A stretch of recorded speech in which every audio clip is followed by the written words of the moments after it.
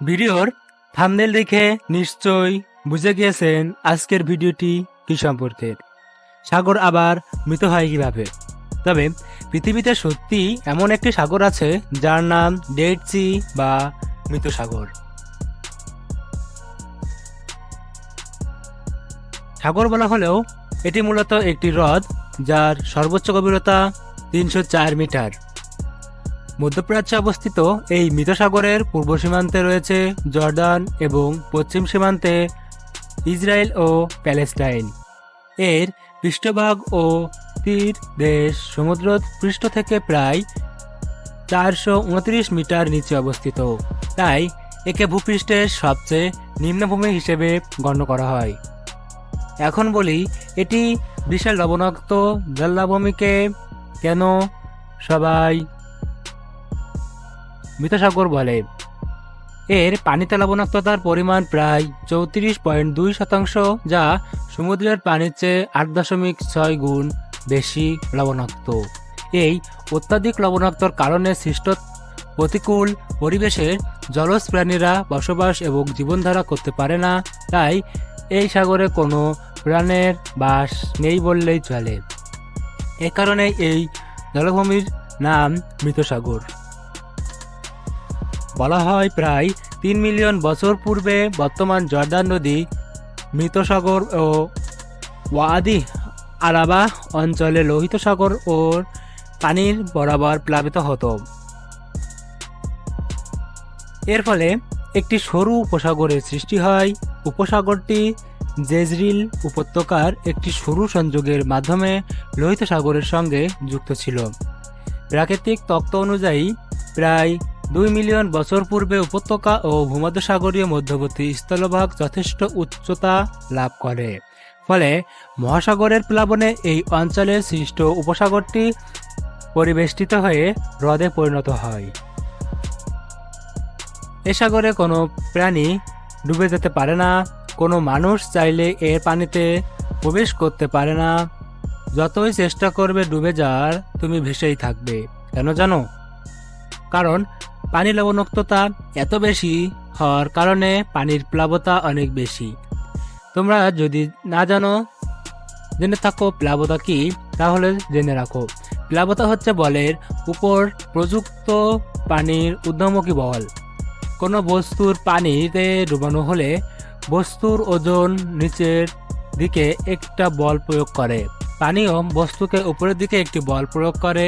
যদি বস্তুর ওজন বেশি হয়, বস্তুটি ডুবে যাবে, আর প্লাবতা বেশি হলে তবে বস্তুটি ভেসে থাকবে। কিন্তু মৃতসাগরের পানির প্লাবতা এত বেশি যে বস্তুর ওজন অনেক বেশি হলেও এই বস্তুকে ডুবানো বেশ কঠিন। বিশ্লেষণ করে দেখা গিয়েছে, মহাসাগরের পানিতে যে তুলনায় খনিজ উপাদান রয়েছে, তার থেকে ডেড সির পানিতে মিশে থাকা খনিজ উপাদানগুলোর মধ্যে পার্থক্য রয়েছে।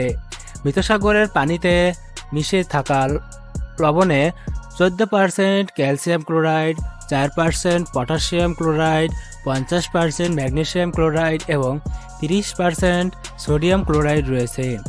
এই পানির ঘনত্ব 1.24 কেজি পার লিটার। এ সকল উপাদানের কারণে ডেড সির পানির প্লাবতা শক্তি পৃথিবীর অন্যান্য স্থানের পানির চেয়ে অনেক বেশি। আর এই উচ্চতায় প্লাবতা শক্তির কারণে এই সাগরের কোনো কিছুই ডুবে যায় না। যে কেউ মৃত সাগরের পানিতে ভেসে থাকতে পারে। প্রাচীনকাল থেকে এই হ্রদে মিশরের মমি তৈরির জন্য, সার উৎপাদনের জন্য পটাশ সহ বিভিন্ন প্রাকৃতিক খনিজ পদার্থের উৎস হিসেবে বিবেচিত হয়ে আসছে। এই হ্রদ থেকে প্রাপ্ত লবণ ও খনিজ পদার্থ বিভিন্ন প্রসাধনী ও সুগন্ধি ব্যবহার তৈরিতে ব্যবহৃত হয়। ডেড সিতে কোনো মাছ নেই, কারণ এই সাগরের পানিতে কোনো মাছ বসবাস করতে পারে না। তেমনিভাবে এর পাশে জর্দান নদীতেও কোনো মাছ নেই। এই সাগরের পানিতে কোনো উদ্ভিদ বা মাছ বাঁচতে পারে না বলেই মূলত এই সাগরকে ডেড সি বা মৃত সাগর বলা হয়ে থাকে। এই সাগরের পানিতে শুধুমাত্র সামান্য কিছু ব্যাকটেরিয়া ও ছত্রাক অণুজীবের অনুসন্ধান পাওয়া যায়। ডেড সির তীরবর্তী পাহাড়ি অঞ্চলে উট, খরগোশ, খ্যাকশিয়াল এমনকি চিতাবাঘ দেখতে পাওয়া যায়। অতীতে জর্ডান নদীর বদ্বীপ অঞ্চলে প্যাপিরাস এবং পাম গাছে সমৃদ্ধ বনভূমি ছিল। রোমান এবং বাইজেন্টাইন সাম্রাজ্যের সময় ইক্ষু, সিকামোর এবং হেনা এ অঞ্চলে উদ্ভিদ বৈশিষ্ট্য সমৃদ্ধ এনে দিয়েছিল।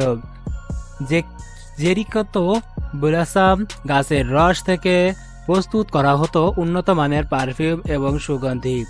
বর্তমানে মিতসাগর অঞ্চলটি চিকিৎসা শাস্ত্রের গবেষণা স্থল হয়ে উঠেছে।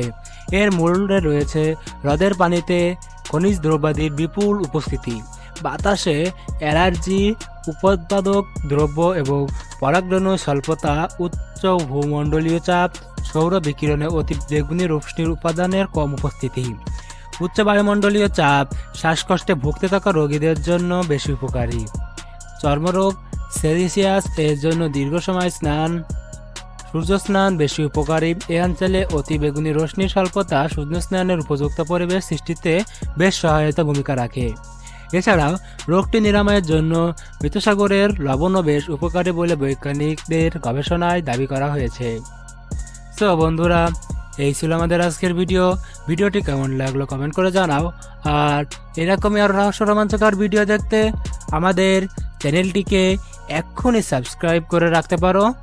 ধন্যবাদ সবাইকে।